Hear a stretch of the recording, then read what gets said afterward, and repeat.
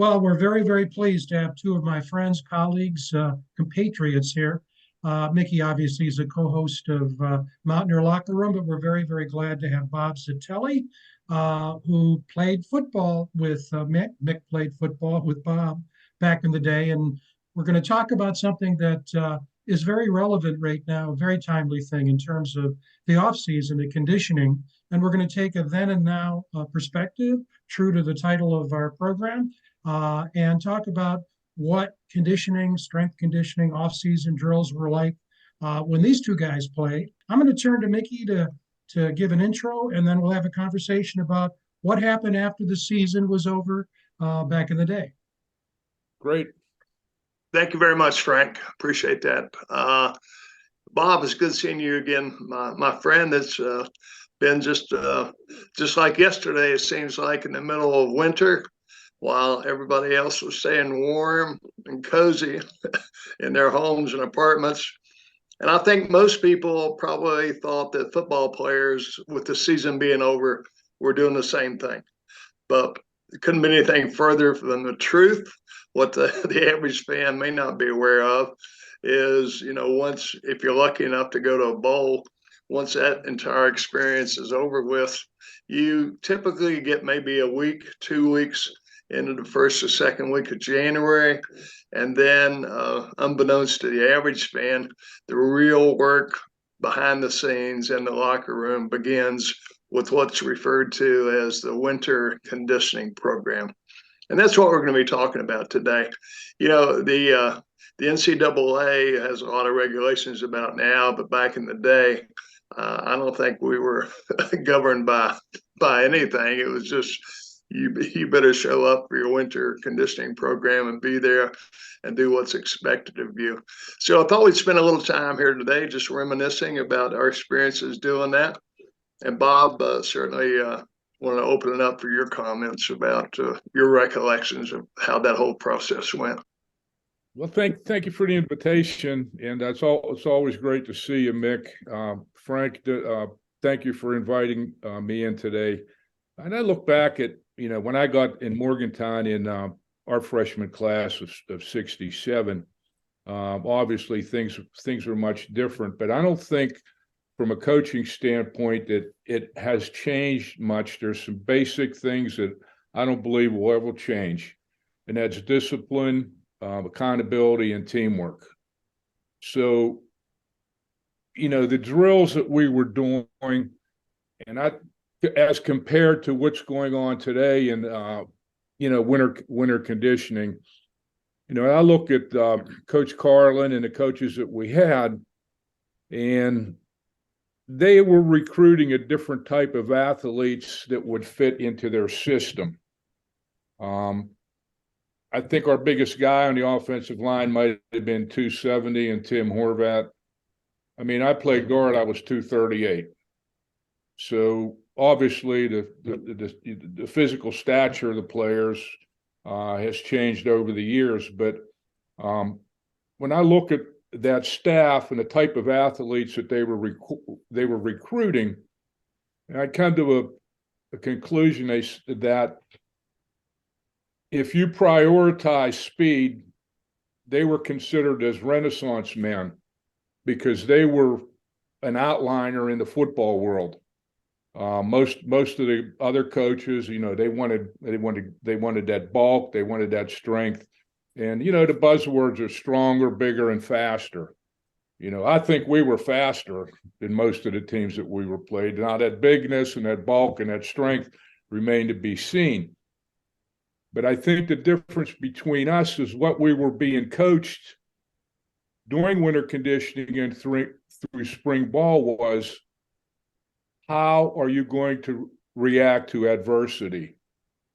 So the drills that we were doing was also instilling in us mental toughness to be able to respond the way that we did in adversity to get us to a 10-1 record and a Peach Bowl win. Most of the teams we played against were bigger than us, but in the end, it was the final score. I think a lot of the drills that we were doing lo and behold, underneath the bowels of Mountaineer Field, and in the the meeting room turned into a mat room. Did we have weights? Yeah, we had weights, but we didn't have really a strength and conditioning coach or a diet that was designed specifically. A great example of what you're saying, I think, is the fact that we never had, you walk into college practice facilities today, you see these huge weight rooms with dead weights everywhere. And we never had that. We did what was called isometrics, if you'll recall. And those were a series of resistance exercises. I'll never forget that there was one machine that had about 17 different isometric related exercises, and you were expected to make a complete route of that machine within 20 minutes. You had like 1 minute at each station, but we never got into heavy weightlifting, as I recall. You? No, I don't, remember doing any of the, deadlifts and a lot of that stuff. I think it was all geared, as you said, we had the one machine. And then I also remember a contraption called an Exergenie. It was isometrics, it was like similar to what bands are today. It's okay. Well, that's ancient. We're becoming dinosaurs talking about winter conditioning. But I think the premise is the same on what the coaches are trying to accomplish through the various circuits. I don't think this has changed since, I don't know, whenever they began the mat drills. So the mat drills about our lateral movement, our ability to react, our quickness and our lateral movement. I don't think that's ever going to go away. Mat drills. Do you think people are still doing the Mountaineer roll? I asked my son who played at Purdue, "Did you do mat drills?" He went, "What?" So it is what it is. And for our viewers, let me just add that the mats that Bob's referring to were actually wrestling mats. They were 4 or 5 inch mats like you'd see in a wrestling practice ring, and we were expected to do agility drills on there. And the Mountaineer roll involved 3 guys doing a rolling and getting back up on their fours, going under one guy, over top the other guy, all 3 guys changing positions, and just making sure that you had the agility to get through that without running into one of your teammates. And then we did front and back, where you ran in place, you bounced on, chest down, then you had to flip up and hit your shoulder blades on the back, and they had a stopwatch going. Let's see what you were doing. So the coaches, I think, maybe the first couple weeks they would explain how to do the drill properly. So they were teaching us. But I think when we got into the second set of the third 3-week period, the volume started to increase more of what we were doing. I mean, I remember Coach Tippett taking us outside, running the stadium steps, and there's snow out there. So, put a sweatshirt on and go outside, run the steps, and he had a stopwatch, 56 bleacher steps to the blue line.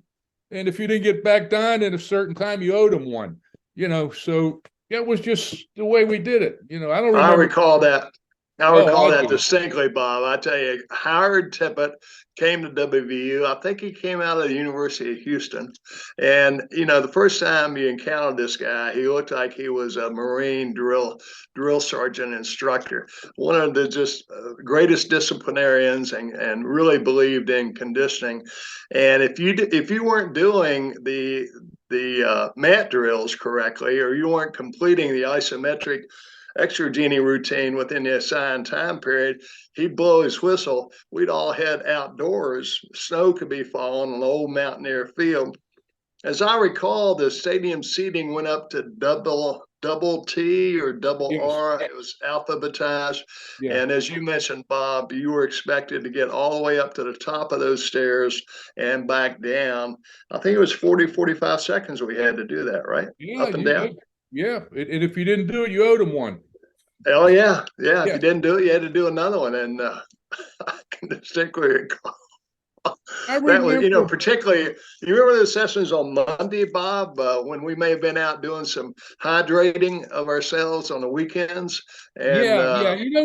All I remember was like Mondays when you went into the locker room when everybody had a good sweat going. Okay, everybody had a good sweat going. Coach Tippett, he'd be up there, getting ready to go. We were making our run, so we get into that mat room, and they turned that heat up in there, make sure we had a good sweat going.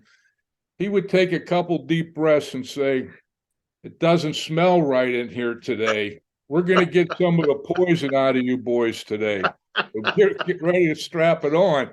And yeah, I mean, weekends were time to get hydrated a little bit because you worked so hard during the week. And then Monday came around and you were dehydrated again. You had to dehydrate yourself. Yeah. So, we'd always go. I loved them. I mean, yeah, I loved them. We'd always go up to Pennsylvania for those hydration sessions, as I recall. Yeah, for the real deal. Yeah, for the real deal. The real deal was 6.0% beer up there versus 3.2 in West Virginia. Not that we ever had a beer, you understand, but just wanted to put that out. Well, it's part of the experience. I think our coaches set the standard very high for us. They wanted more from us as student athletes. So the bar was set early on for the training, for the practice, and even more importantly was how they stressed the academic aspect of it. Because if you remember, we got the monthly academic cards that we had to give to our various professors on the attendance, your scores, how you were doing, so on and so forth. And fortunately, they took a genuine interest in our well-being as a student athlete to be able to, to trade off scholarship, but to play ball, you had to maintain your academic eligibility. That's why we were there. Sometimes maybe we put football a little too much, but we graduated. So, kudos to our coaches. And, even our social life on campus, being an athlete, you're kind of being recognized a little more than the average student, even though we're doing more than the average student, trying to bring honor and pride to West Virginia University. So, you had to watch your language, your behavior, make sure you're showing up in class and do the best that you can. It was very easy to get off track during winter conditioning. We had no game scheduled, but we were always held accountable for what we were doing. We had a dress code, as I recall. We were expected to dress a certain way out on campus. I specifically recall, Bob, that you weren't allowed to have your shirt tail out on your shirt. You expected to have your shirt tucked in when you're walking around campus.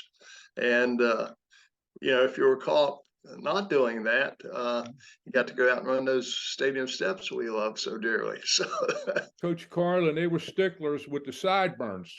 Yeah, you couldn't have the long hair hitting your collar. You had your hair had to be appropriate. And God bless Coach Calicut. He called me in the training room and he pulled out a 1-foot wooden ruler and he put it at the bottom of my earlobe, and I had the sideburn come down about a ½ inch. He went and called one of the assistant trainers. He said, "Cut that sideburn off that ½ inch to get it above Zitelli's earlobe." So yeah, they had a handle on things. They really did. Conditioning, we made it through. In our minds, maybe some of us were too young to appreciate what those coaches planned out for us to lead us for success. So thanks to the both of you, Bob Zitelli and Mickey Plumley, for doing this, and take care, fellas.